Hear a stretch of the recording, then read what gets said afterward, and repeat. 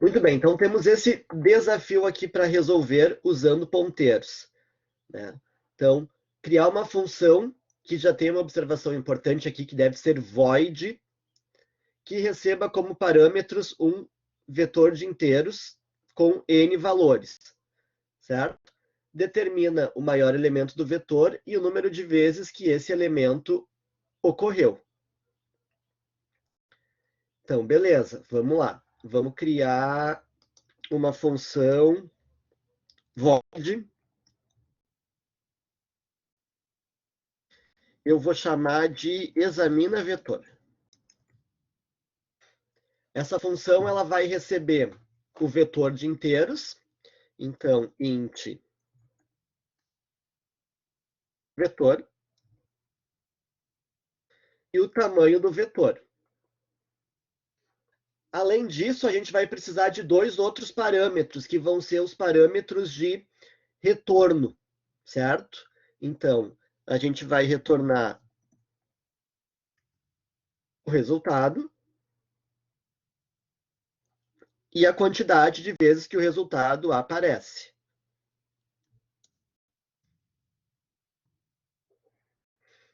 Então, a gente vai ter aqui uma função com 4 parâmetros, 2 parâmetros de entrada e 2 parâmetros de saída. No C++ não existe uma convenção para nos dizer quais são parâmetros de entrada, quais são parâmetros de saída, né? A gente vai organizar isso dentro do nosso programa. Bom, vamos fazer o seguinte.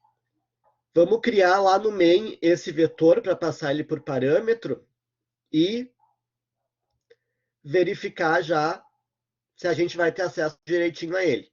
Então, vou criar int meu vetor.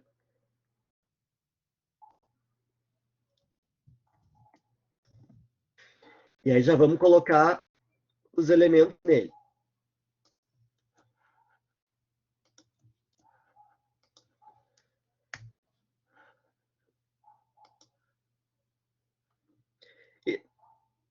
Esse vetor aqui tem 1, 2, 3, 4, 5, 6, 7, 8, 9 elementos.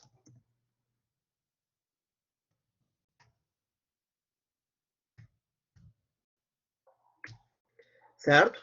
Então, essas são as informações de entrada. Tendo a estrutura básica criada, vamos passar esses caras aí para a função. Bom, como é uma função void que vai precisar retornar valores, nós vamos ter que trabalhar com parâmetros por referência.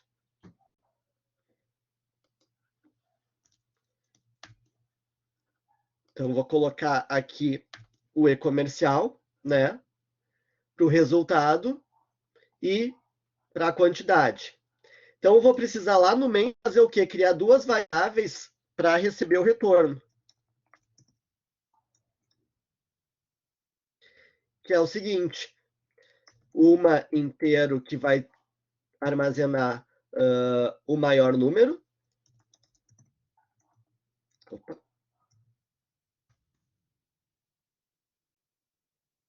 E outra que vai ser o total de ocorrências. Agora sim, agora a gente pode chamar a função. Ah, Vini, mas e o vetor e o t, eles precisam ser por referência? Nesse caso aqui não está nos dizendo isso, né? Apenas está solicitando que a função tem que ser void. Para a função ser void, o retorno vai ter que ser por referência. Isso a gente não tem como fugir. O vetor, por si só, ele já trabalha com referências e apontamentos por ponteiro. Então, quando a gente passa o vetor, a gente está passando, por exemplo, o endereço de memória do vetor na posição 0. Quando eu passo um vetor. Então, não é problema. Agora sim, o que a gente tem que fazer é montar essa chamada. Nesse caso aqui, eu vou passar o vetor e o tamanho sem referência, porque para a gente ver que podemos ter na mesma função a utilização dos dois cenários, e os parâmetros de saída, sim, né, vão ser por referência. Então, eu vou chamar minha função examina vetor. Opa.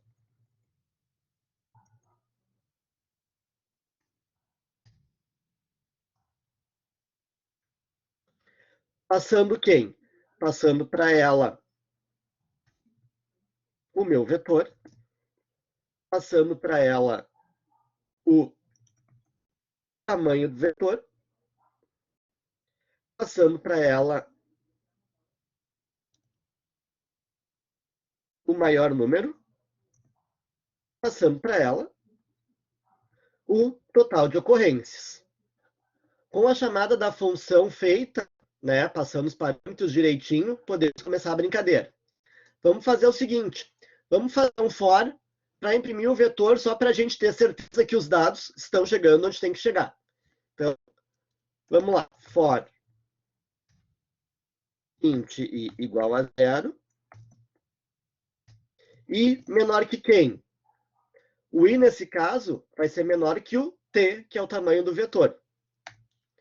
Aqui a gente esquece como está declarado lá no main e vamos nos deter aos parâmetros do escopo da função. Lembremos que, né, os parâmetros declarados na assinatura da função, eles têm o escopo da função, né? Eles são válidos aqui dentro. Então, vou usar o t como o tamanho do vetor. E aí, i mais mais, né? Agora sim, agora eu consigo acessar os elementos do vetor e mandar imprimir. Então, vamos lá, cout, vetor na posição i,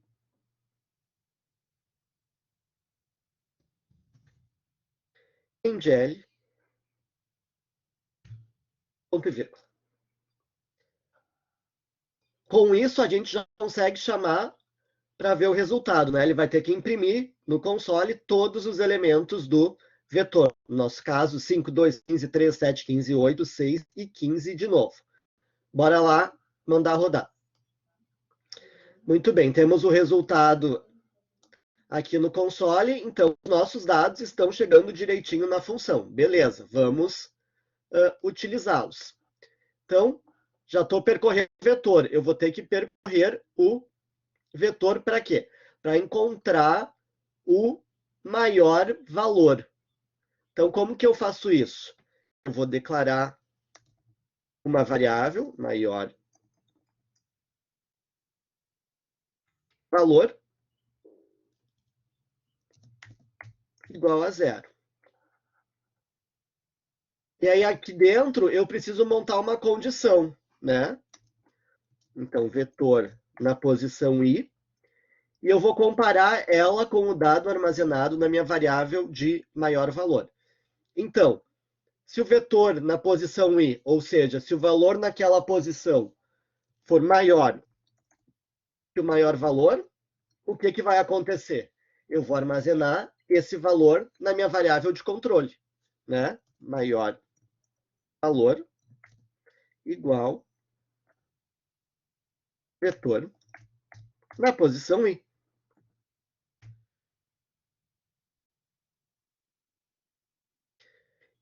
Então, depois desse laço, a gente já sabe qual é o maior valor. O passo seguinte é olhar de novo o vetor e contar quantas vezes esse valor acontece. Então,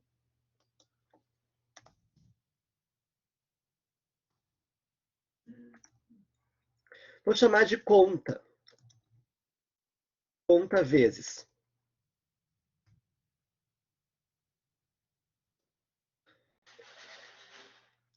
Mesmo laço, né?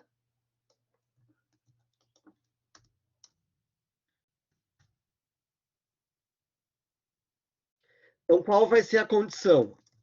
Agora sim, eu vou verificar se o meu vetor na posição i for igual ao cara que eu já sei que é o maior elemento, né? O meu maior valor, eu faço o seguinte, eu ponto.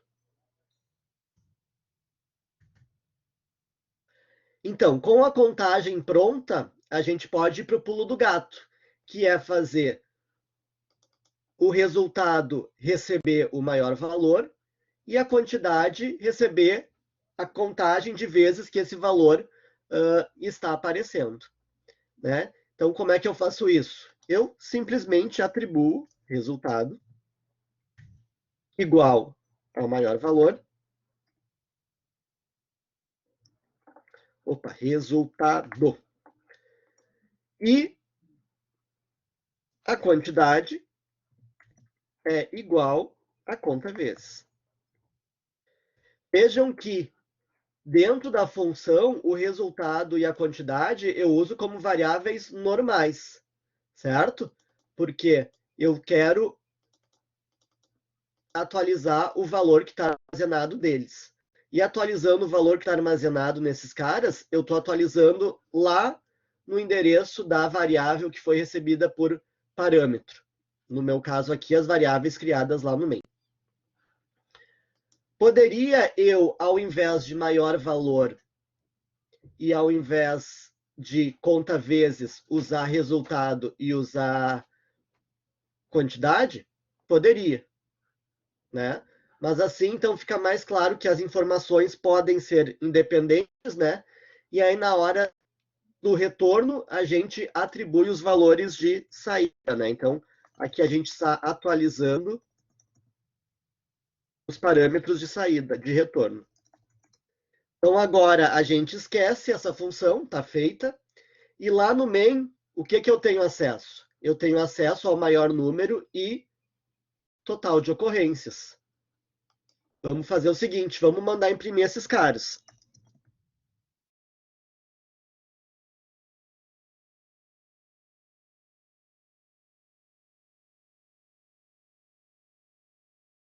Então vejam a mágica aqui, né? Eu apenas criei essas variáveis, não atribuí valor nenhum, só passei elas por parâmetro. Não sei o que está acontecendo lá dentro da função, mas a função, como é parâmetro por referência, vai acessar as minhas variáveis aqui do main e vai colocar o valor nelas. É lindo. Vamos rodar e verificar o resultado. Tadã! Maior elemento no vetor 15, total de ocorrências 3. Né? Então, a grande sacada aqui é a gente trabalhar com referência para receber o endereço, né? Acessar diretamente, então, fora da função. E a gente fez aqui uma função void, que não retorna, atualizar valores. Isso é lindo.